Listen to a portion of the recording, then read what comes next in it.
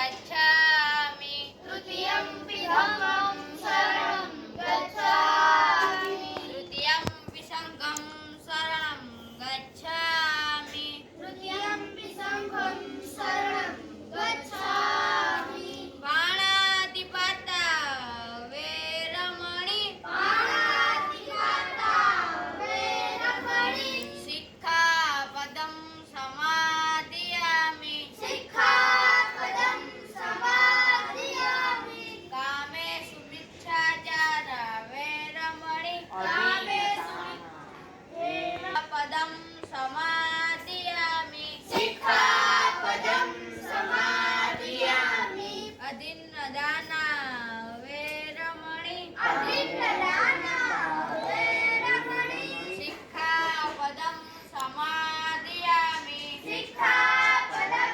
समादयामि मुसावादा वेरमणि मुसावादा वेरमणि सिक्खापदं समादयामि सिक्खापदं समादयामि सुरामेरय मद्यपमादिठाण वेरमणि सूरामेरय मध्यप्रमाणताना वेरमणि सिक्खापदं समादयामि सिक्खापदं समादयामि सब्बपापस्य करणं सप्पपापस्य करणं कुशलस्य उपसम्पदा कुशलस्य संपदा सचित्तपर्योदपणं सचित्तपर्योदपणम् एतं बुद्धान शासनं एतन बुद्धान शासनम् साधु साधु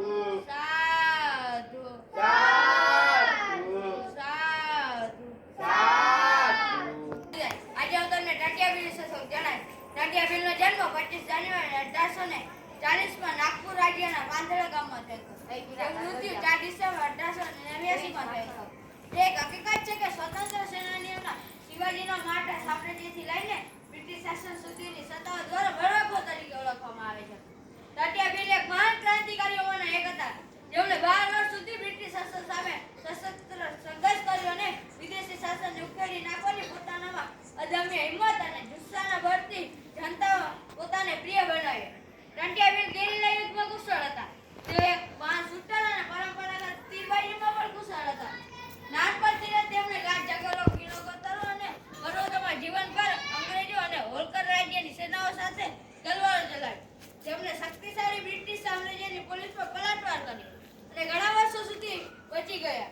ટાટિયાભીલને મદદ કરનાર આરોપીમાં હજારો લોકોની ધરપકડ કરવામાં આવી અને સેંકડો લોકોને જેલના સળિયાને પાછળ ઘસેડવામાં આવ્યા. ઈસવીસન 1859 ની આસપાસ દરમિયાન જ્યારે ભારતમાં અંગ્રેજ વિરુદ્ધ ચળવળ ચાલી હતી, તે દરમિયાન મધ્યપ્રદેશના મળવા અને નિમોર પ્રદેશની આસપાસ અંગ્રેજોનું રાજ્ય પણ જોવા મળતું હતું. બસ આટલું જ કહીશ. જય ભીમ, ન પૂછો. અભ્યાસ કરું છું. જય ભીમ, નમો જય. મારું નામ દક્ષિણ હું ધોરણ 2 માં ભણું છું. હું આજે તમને તથાગત બુદ્ધ વિશે થોડું જણાવીશ. તથાગત બુદ્ધનો જન્મ વૈશાખ પૂર્ણિમા ઈસા પૂર્વ 563 મીની પરિનિર્વાણ ઈસા પૂર્વ 483 કુશનગર. તથાગત બુદ્ધનો જન્મ ભારતના પ્રજાસત્તાક રાજ્ય વ્યવસ્થા ધરાવતા શાક્ય વંશાના રાજકુમાર તરીકે થયો હતો. તેમનો ઉછેર બાળપણથી તમામ સુખ સુવિધા સાથે કરવામાં આવ્યો તથા તમામ પ્રકારના સુખ દુઃખથી તેમને દૂર રાખવામાં આવ્યા હતા. તેથી તેમને રાવણ નામનો પુત્ર સાથે જન્મ થયો હતો. એક વખત તેઓ પોતાની સાથે નગર ચર્ચા કરી. નગરમાં જોયું કે દુઃખી, રોગી, મરણ પામેલ લોકોને જોયા. જેવો ટાઈમે દુઃખની અનુભૂતિ થતાં તેમના મનની ચીર થઈ ગઈ અને દુઃખને શોધવાના ઉદ્દેશથી તેમણે ગૃહ ત્યાગ કર્યો. ઘર છોડ્યા બાદ તેમણે સાધના કરી. ઉત્તમ મધ્ય માર્ગ સદી માનવ માત્ર એક સમાન છે. બસ આટલું કહે છે. જય ભીમ, નમો જય. ભાવના પૈસા ઉધર છ અભ્યાસ કરું છું. જય ભીમ, નમો બુદ્ધાય. મારું નામ ચિરાગ છે. હું ધોરણ 4 માં અભ્યાસ કરું. આજે હું તમને રોજ વેમુલા વિશે કહીશ.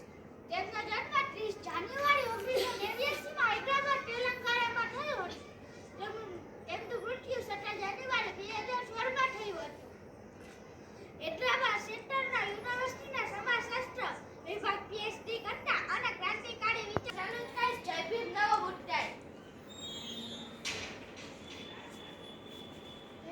થાય.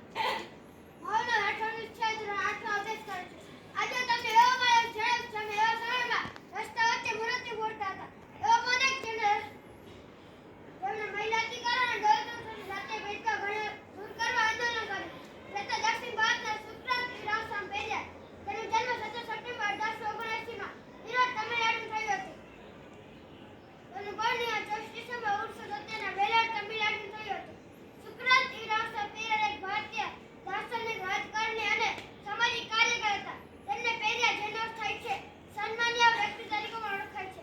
તેમણે જાતિવાદ, માનવવાદી પ્રભુત્વ અને હિન્દુ ધર્મની સમાનતા વિરોધી પ્રથાઓનો ઉગ્ર વિરોધ કર્યો. તેમને આત્મરત્ન ચળવળ શરૂ કરી અને દ્રઢ ગણગણનામની સામાન્ય સંસ્કૃત ભાષામાં હતી અને તમિળ ભાષા ભાગ તમિલનાડુ લોકોને આવડતી હતી. તે માટે આપણે માને દલસિંહ યાદવ પોતાની 20 વીઘા જમીન વેચી એક પ્રિન્ટ કરી અને તમિળ ભાષાને હિન્દીમાં કન્વર્ટ કર્યું. અને દલસિંહ યાદવ એક અર્ધલશ્કર દળનો પોલીસમેન હતા. સર્વિસ કઈ સ્ટેશનનો હતા.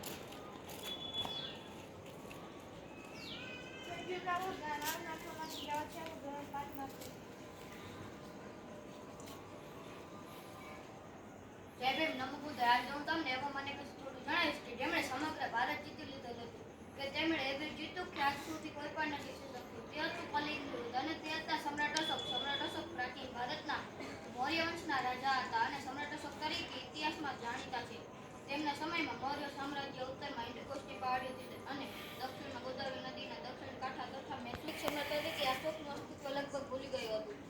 પરંતુ 19મી સદી લખાયેલ નામી લિપિમાં લખાયેલ સ્ત્રોતોના અર્થઘટન પછી અશોક મહાન ભારતીય સમ્રાટોનો પ્રતિષ્ઠા ધરાવે છે. આધુનિક ભારતીય પ્રજાસત્તાકનું રાષ્ટ્રચિહ્ન શ્રી રાજધાનીને રૂપાંતર છે. અશોકનું ચક્ર ભારતના રાષ્ટ્રધ્વજના કેન્દ્રમાં આપવામાં આવ્યું છે. બસ આટલું જ કહીશ. જય ભીમ, નમો બુદ્ધાય. જય ભીમ, નમો બુદ્ધાય. આજે હું તમને ક્રાંતિકારી વ્યક્તિ વિશે થોડું જણાવીશ. हमारे गले में आंटी और पीछे जादू छुड़ाने की आजादी देने वाले वीर मेघमाए को सत सत नमन. કદી પ્રશ્ન કર્યો છે કે છઠના દિવસે રાંધવાનું શું કામ, સાતમના દિવસે ઠંડુ શું કામ ખાવાનું, આઠમના દિવસે મેળા ઉજવણી શાની? વર્ષો પહેલા વીર મેઘમા નામના બહુજન સમાજના ક્રાંતિકારી પેદા થયા હતા, જેમણે જ્ઞાની જાતિના ભેદ દૂર કરી સમાનતાનું આંદોલન ચલાવ્યું. જેના વિરોધમાં સહસ્ત્રલિંગ તળાવમાં પાણી લાવવા 32 લક્ષણ પુરુષની બલિ આપવાનું ષડયંત્ર કર્યું. ત્યારે બહુજન લોકોની પરાકાષ્ઠા હતી. જે ગામમાં છેવાડે રહેતા, એટલે કે બહુજન લોકોને ગામમાં પ્રવેશવાનો કોઈ અધિકાર ન હતો. લોકોને વસા હતો અને બજારોમાં પ્રવેશી શકતા ન હતા. ગળામાં કુંડી અને પાછળ ભાગે જાદુ તેમજ પગમાં ઘૂઘરી રાખવામાં આવતી, જેના અવાજથી લોકોને ખબર પડી જાય કે સીમાડીઓ આવી રહ્યો છે, એટલે તેનાથી દૂર થઈ જતા. આ દૂર કરવા સિદ્ધરાજ જયસિંહ સામે વીર મેઘમાએ અમુક શરતો મૂકી કે મારો સમાજ જે ગામના છેવાડે રહે છે તેને ગામની અંદર રહેવા અને ગળામાં કુંડી અને પાછળ ભાગે જાદુ કાઢવામાં આવે. એ સાથે રહી સિદ્ધરાજની એવી માયા બલિદાન ઉજવાળ થઈ ગયા. બહુજનના એક ક્રાંતિકારી વીર મેઘમા થઈ ગયા. બસ આટલું જ કહીશ. જય ભીમ, નમો બુદ્ધાય.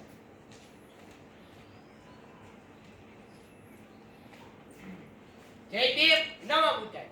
આજે હું તમને પૂર્વનાની માહિતી આપી કે આ દુનિયામાં માનવ સમાજને ઉત્થાન માટે આ ગૌતમ બુદ્ધને જે ઉપદેશ આપ્યો છે તે આ માનવ સમાજને આગળ લઈ આવ્યો છે. કે ગૌતમ બુદ્ધે ઉપદેશ આપ્યો તે આ માનવ સમાજને તંગડી તરફુદીથી બહાર કાઢી છે. અને તે આ પૂર્વનામાં જે હતી પૂર્વના આ પૂર્વનામાં ગૌતમ બુદ્ધના તેમના એક વિતરણ કર્યું. ધૂળા મેરાય માત્ય પ્રમાણતાના વેરમ ચિત્તાબજમ તમાત્યા. હું તારું કે નટિયા બધા લટવા દુગાથી મુક્ત દેવાની ગૌતમ બુદ્ધ પાસે ચિત્તા ગ્રહણ કરું. તપ પાપથ્ય કરણ. કોઈ પણ પ્રકારનું અપુત્ર કર્મ ન કરવું. ઉત્તરતા ઉચ્ચમ પતા તારી ચિત્તા ગ્રહણ કરવું. તટિત પરિયોજ સપહન. પોતાના મનને પવિત્ર રાખવું. એતાન ભૂતાન સાચન. આજ ભૂતની શિક્ષા છે. સાધુ સાધુ સાધુ સાધુ શબ્દનો અર્થ રાત થાય સત્યવાદમાં બોલવામાં આવે. જેથી તેને આગળના સ્વીકાર કરો. જે સાધુ શબ્દ બોલવામાં આવે તેનો સામાન્ય અર્થ કે હું આ ગૌતમ બુદ્ધની પ્રતિજ્ઞાનું પાલન કરું. હું આ ગૌતમ બુદ્ધની પ્રતિજ્ઞાનું પાલન કરું. હું આ ગૌતમ બુદ્ધની પ્રતિજ્ઞાનું પાલન કરીશ. મારું વખતે પૂર્ણ કરું છું. જય તો હાથ, જય મોઢેરા. જય ભીમ આવું છે મારું નામ જય ભીમ છે હું તમે બેમાં અભ્યાસ કરું જય ભીમ આવું છે મારું નામ હું બેમાં અભ્યાસ કરું છું. આજે હું તમને ફાતિમા શેખ વિશે થોડું જણાવીશ. ફાતિમા શેખનો જન્મ 9 જાન્યુઆરી 1831 થયો હતો. પહેલી દલિત અને બહુજન સમુદાયોની દીકરીઓને શિક્ષિત કરવામાં ફાતિમા શેખ પુણે રહેવાસી હતા. તેમનો કાપડ વેપારી હતા. તેમનું નિવાસ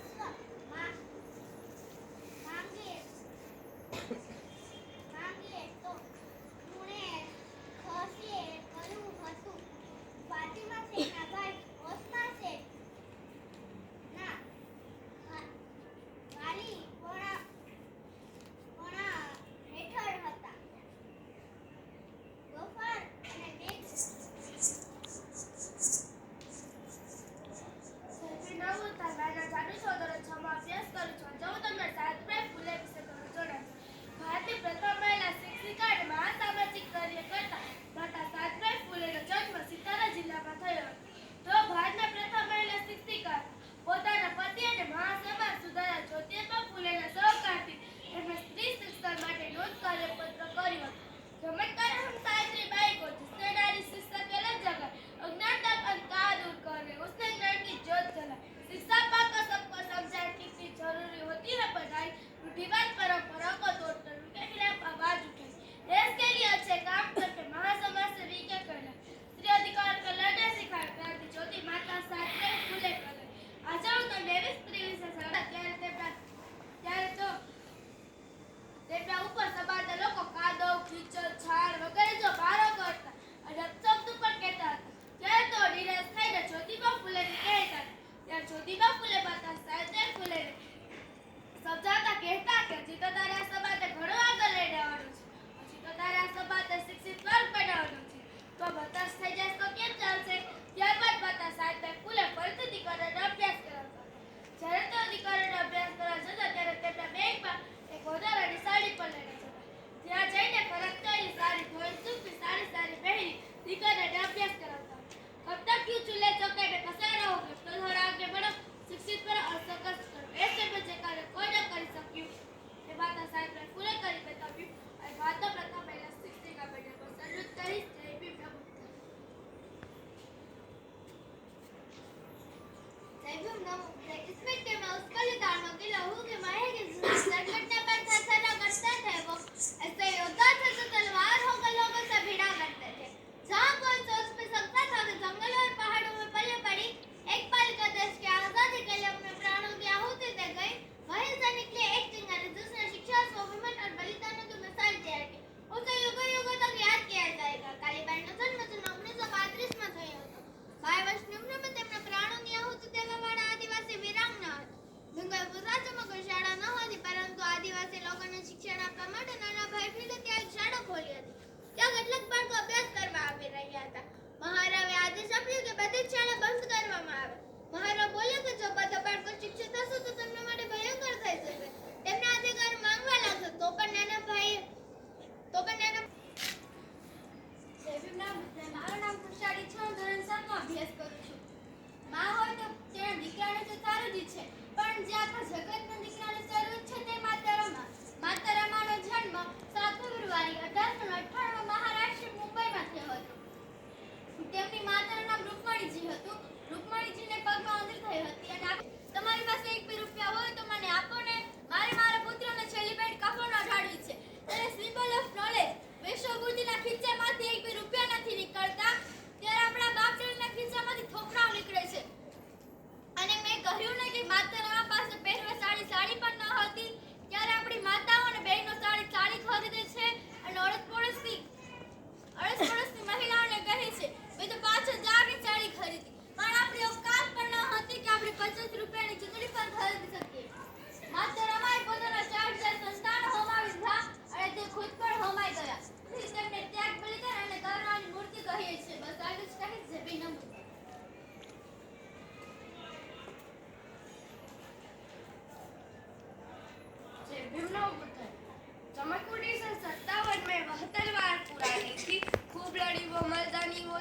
ઝીણકી ઝલકાયેલી હતી.